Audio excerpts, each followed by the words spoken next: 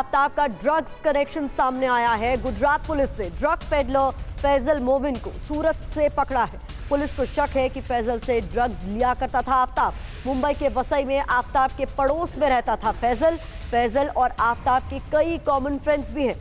आफ्ताब के साथ फैजल के कनेक्शन की जांच में अब जुट गई है पुलिस। आफ्ताब के कई दोस्तों ने आफ्ताब के ड्रग्स लेने का भी दावा किया है। ये इस वक्त की बहुत बड़ी खबर है। आफ्ताब का ड्रग्स कनेक्शन भी अब सामने आ गया है। गुजरात पुलिस ने ड्रग पेडलर फैजल मोमिन को सूरत से गिरफ्तार किया है। वही फैजल जो आफ्ताब का पड़ोसी है। और ऐसे में बहुत सारे सवाल जो आप उठ खड़े होते हैं। ऐसे में कुछ महत्वपूर्ण जानकारी जो आपके लिए हमने जुटाई है, इंफॉर्मेशन वॉल पर आपके सामने हम रखने जा रहे हैं। आफ्ताब का ड्रग्स कनेक्शन। गुजरात पुलिस ने फैजल मोमिन नाम के शख्स को गिरफ्तार किया है जो कि ड्रग पेडलर है। ये जानकारी है। सूरत से ड्रग पेडलर फैजल मोमिन को पकड़ा गया है, गिरफ्तार किया गया है।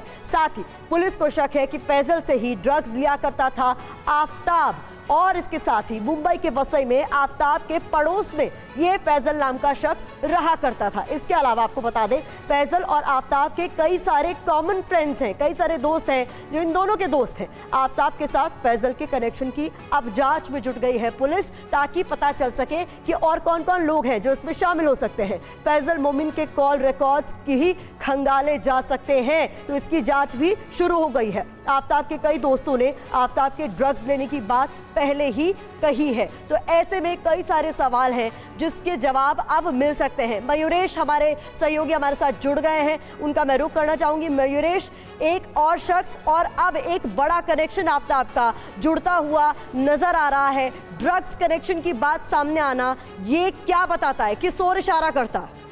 जी बिल्कुल, अगर आपको याद है तो इंडियन भारतवर्ष पहला चैनल था जिसने गॉडविन का इंटरव्यू किया था। उस इंटरव्यू में गॉडविन ने कहा था कि आफ्ताब जो है वो ड्रग्स लेता था, कि उसे श्रद्धा ने कहा था। और अब जो है इस मामले में एक नया मोड़ आया है, जहां पे एक ड्रग पेडलर मोमिन करके उसे पकड़ा गया है। और सूरत पुलिस, गुजरात पुलिस जो है वो उसके कॉल रिकॉर्ड जुड़ रही है, क्योंकि उनको कहीं ना कहीं शक है कि इसका और आफ्ताब का कोई ना कोई संबंध होगा, क्योंकि वो दोनों एक ही इलाके में रहते थे वसई में, दोनों के बहुत से कॉमन फ्रेंड थे। और ड्रग्स की जब बात आई है तो उन्होंने भी ये डॉट्स जिसे जोड़ना कहते हैं वो उन्होंने शुरू किया है। तो इसलिए गुजरात पुलिस फिलहाल उसके कॉल रिकॉर्ड्स जो है वो छान रही है और देख रही है कि क्या आफ्ताब और इसका कोई डायरेक्ट कनेक्शन था, और क्या दोनों में ड्रग्स की तस्करी भी हुई थी, दोनों में ड्रग्स का लेन देन भी हुआ था या नहीं हुआ था। बिल्कुल, बहुत शुक्रिया मयूरेश आपका। आप लगातार नजर बनाए रखिए। तो अब फैजल चूंकि गिरफ्तार किया जा चुका है, ऐसे में कई सारे सवालों के जवाब उससे भी मिल सकते हैं। बढ़ते आगे, आफ्ताब का आज चौथी बार पॉलीग्राफी टेस्ट होना है। रोहिणी एफएसएल लैब में आफ्ताब का पॉलीग्राफी टेस्ट अब जारी है। 3 बार हुए पॉलीग्राफी टेस्ट में अब तक सच नहीं बोला है आफ्ताब ने। पुलिस को अभी तक कई अहम सवालों के जवाब नहीं मिल सके हैं। शातिर आफ्ताब टेस्ट के दौरान जानबूझकर खांसने लगता है, जिससे टेस्ट को रोकना पड़ जाता है। ये एक बहुत बड़ा अपडेट है जो आपके सामने इस वक्त हम रख रहे हैं।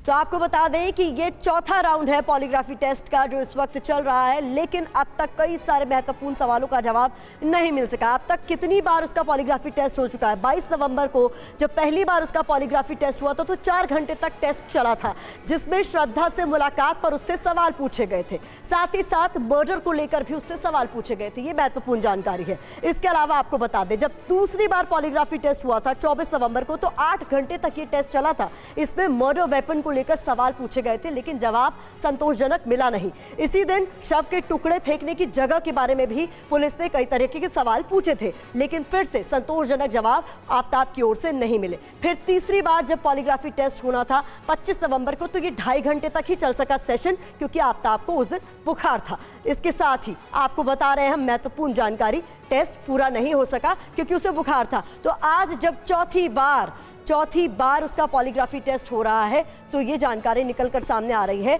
कि एक बार फिर से पुलिस को, एफएसएल की टीम को गुमराह करने की कोशिश वो कर रहा है। एक मैं अपने सहयोगी विवेक शर्मा का रुख करना चाहूंगी। विवेक, एक बार फिर से अड़चन डालने की कोशिश, ये बार बार खांसना और इस तरीके से ये तमाम कोशिशें करना, आफ्ताब फिर से पुलिस को गुमराह करने की कोशिश कर रहा है क्या?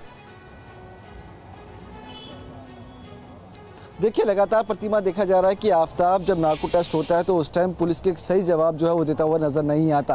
पिछली बार जब 3 बारी ये टेस्ट के लिए आया था तो उस वक्त जब लास्ट बारी शुक्रवार को आया तो तबीयत का हवाला दिया गया और उसको मशीन पे नहीं रखा गया था और ये बताया गया था एफएसएल सूत्रों के मुताबिक कि ये सही जवाब नहीं दे रहा था। कभी कभी कुछ सवालों के जवाब जो है वो देना की जरूरी नहीं समझ रहा था। तो आज भी यही इस तरह की स्थिति देखी जा रही है कि कई सवालों के जवाब से बचता हुआ नजर आ रहा है आफताब, लेकिन लगातार उसे सवाल जवाबों का सिलसिला शुरू हो चुका है। 11 बजे के आसपास ये टेस्ट की प्रक्रिया शुरू हो चुकी थी और आज एफएसएल का कहना है कि पूरी कोशिश की जाएगी कि आफताब का जो पॉलीग्राफ टेस्ट है वो कंप्लीट कर लिया जाए, जिसके बाद आगे का प्रोसीजर नार्को का होगा वो शुरू किया जाए। तो आज सबसे बड़ी चुनौती यही है कि आज उसका पॉलीग्राफ टेस्ट जो है वो पूरा करवा लिया जाए, क्योंकि इससे पहले मंगलवार को लाया गया था तो तकरीबन 4 घंटे तक टेस्ट चला था।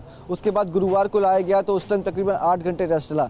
शुक्रवार को लेके आए थे तो वहाँ पे 2 से ढाई घंटे तक सिर्फ टेस्ट चला, पर लेकिन उसे मशीन पे नहीं रखा जा सकता, जिसके बाद दिल्ली पुलिस ने साफ कहा था कि नार्को जो पॉलीग्राफ टेस्ट है वो आफताब का पूरा नहीं हो पाया। तो आज इसे लेके आए हैं, अब देखना होगा कि कब तक ये पॉलीग्राफ टेस्ट की प्रक्रिया पूरी होती है। बहुत शुक्रिया विवेक इस तमाम जानकारी के लिए। तो विवेक, जैसा कि बता रहे हैं कि हर बार अड़चन डालने की कोशिश इसकी तरफ से हो रही है, लेकिन पुलिस और एफएसएल टीम की कोशिश पूरी है कि पॉलीग्राफ टेस्ट उसका पूरा करा लिया जाए।